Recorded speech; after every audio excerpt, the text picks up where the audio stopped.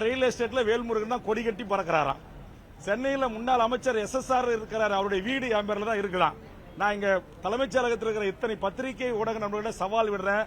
அவர் ஒரு தமிழ்நாட்டுடைய முன்னணி வாரதனுடைய பெயரை முன்னாடி வச்சுக்கிட்டு போய் யூடியூப்ல கவர் வாங்கிட்டு பேசுறாரு.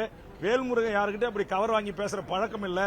உண்மைக்கு மாறான தவறான தகவல்களை பொதுமக்களிடத்திலே நீங்கள் ஒரு குழப்பத்தை விளைவிப்பதற்கு தொடர்ச்சியாக ஒரு சில பெய்டு பத்திரிகையாளர்கள் செய்யறாங்க. ஒரு சில அவர்களை பத்திரிகையாளர் கூட சொல்ல மாட்டேன், பத்திரிகையாளர்கள் என்ற போர்வையில் செய்யக்கூடியவர்களுடைய அந்த நடவடிக்கை நான் வன்மையாக கண்டிக்கிறேன்.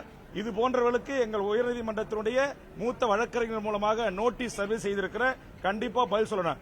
ஒரு தமிழ்நாட்டில் ஒரு போராளி இயக்கத்திலிருந்து அரசியல் இயக்கத்துக்கு வந்து சமரசமற்று இன்றைக்கு 40 ஆண்டு காலத்திற்கு மேலாக அரசியல் களத்தில் நிற்கிறேன். இதுவரையிலும் என் பொது வாழ்வியில் எவரிடத்திலும் எங்கும் போய் நின்று எந்த சட்டத்திற்கு புறம்பான தொழிலை செய்து சட்டத்திற்கு புறம்பான நிலங்களையோ வீடுகளையோ ரயில் எஸ்டேட்டுகளையோ வணிகங்களை செய்யவில்லை. மணல் குவாரிகளை அரசுரிமை ஆக்கியிருக்கிறேன், லாட்டரியை ஒழித்திருக்கிறேன். இது போன்ற காரணங்களுக்காக எனக்கு கொலை முயற்சி இருக்கிறது. தற்போது நீலகிரி மாவட்டத்தில் 80,000 ஏக்கர் அரசுக்கு சொந்தமான நிலத்தை மீட்பதற்கு ஒற்றை ஆளாக நின்று போராடி கொண்டிருக்கிறேன். ஆக இதிலெல்லாம் லாபம் பெறுகின்ற கூட்டம் ஒரு சில பெய்டு பத்திரிகையாளர்களுக்கு கவர கொடுத்து என்னுடைய தனிமனித ஒழுக்கத்தை குறித்தும் என்னுடைய பாரம்பரியமான சொத்துக்களை குறித்தும் பொதுமக்களிடத்தில் தமிழக மக்களிடத்தில் அவதூறுகளை கிளப்பி இன்னைக்கு தமிழ்நாடு முழுவதும் பல்லாயிரக்கணக்கான இளைஞர்கள் பொதுமக்கள் நாளொரு மேனியும் பொழுதொரு வண்ணமும் தமிழக வாழ்வுரிமை கட்சியில் இணைந்து வருகிறார்கள். இதை சகித்துக் கொள்ள முடியாத சதிகாரர்கள் செய்கின்ற சூழ்ச்சிக்கு இது போன்ற மெயின் ஸ்ட்ரீம் ஊடகங்கள் விலை போகக்கூடாது. நீங்க எந்த கருத்து சுதந்திரம் உங்களுக்கு இருக்கு, அப்படி வெளியிடும் போது ஒரே ஒரு முறை என்னை கூட்டு கருத்து கேளுங்க. இது உண்மையா வேல்முருகன், உங்க பக்கம் உங்க தரப்புடைய நியாயம் என்ன, விளக்கம் என்ன கேட்டுவிட்டு நீங்கள் செய்தி போட வேண்டும். இல்லை என்று சொன்னால் விரைவில் அறத்திற்கு நேர் எதிராக, தர்மத்துக்கு நேர் எதிராக இது போன்ற செய்திகளை வெளியிடுற பத்திரிகை ஊடகங்கள் முன்பு ஜனநாயக ரீதியான எங்கள் தரப்பு விளக்கத்துடன் கூடிய அறப்போராட்டங்களை முன்னெடுப்போம் என்பதையும் இந்த நேரத்திலே தெரிவித்துக் கொள்கிறேன். அது தமிழருக்கான பிரச்சனை. ஏற்கனவே ஒரு இங்கே உங்களை சந்திச்சு சொல்லியிருக்கேன்.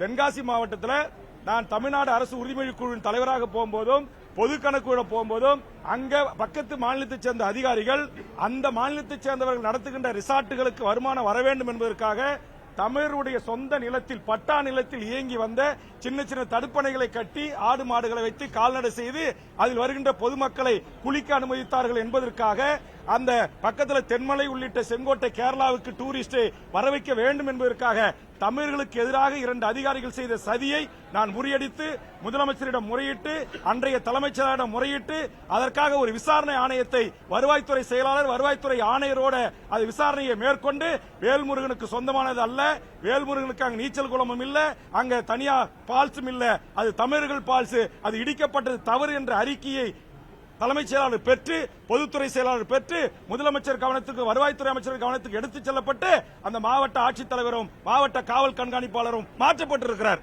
ஆக இந்த உண்மையை ஏன் பேச மறக்கிறீங்க?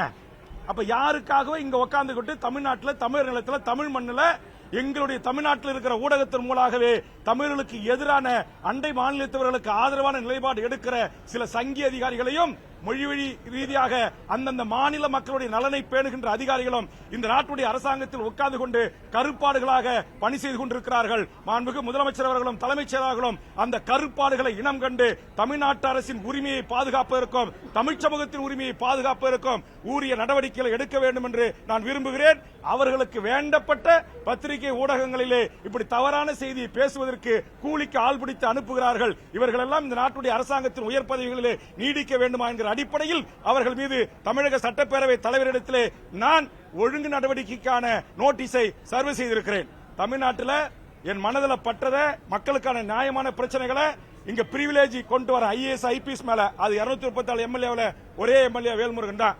அப்ப இதை தாங்கிக் கொள்ள முடியாத, இதை சகித்துக் கொள்ள முடியாத அந்த அதிகார வர்க்கம் எனக்கு எதிராக சில சதிகளை செய்கிறது.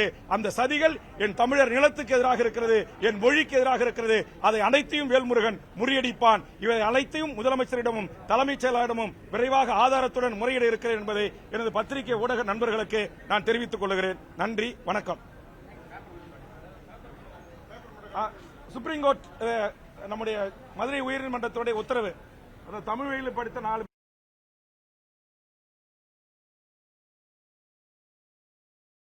கண்டிப்பா வேலை வழங்கணும்.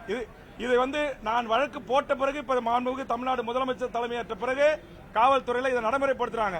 கடந்த காலங்களில் இது நடைமுறைப்படுத்தாதல ஒவ்வொரு முறையும் 1000 டைரக்ட் எஸ்ஐ 1500 டைரக்ட் எஸ்ஐ எடுக்கும்போது அந்த தமிழ் வழியில் படித்த 1000 பேர்ல 20% 200 பேர் டைரக்ட் எஸ்ஐயா தமிழ் வழியில படித்த தமிழர்கள் உள்ளே போயிருக்கணும். அப்படி போவாம பல இளைஞர்களுடைய வாழ்வை சூறையாடி இருக்கிறார்கள். இந்த மாநிலத்தில் இருக்கிற மாற்று மொழியை தாய்மொழியாக கொண்டு தமிழர்களுக்கு துரோகம் செய்த அதிகாரிகள். அதற்கு அதிமுக அரசு துணை போகிறது என்றுதான் நான் குற்றம் சாட்டினேன். அதுதான் அவை குறிப்பிலிருந்து நீக்கப்பட்டது.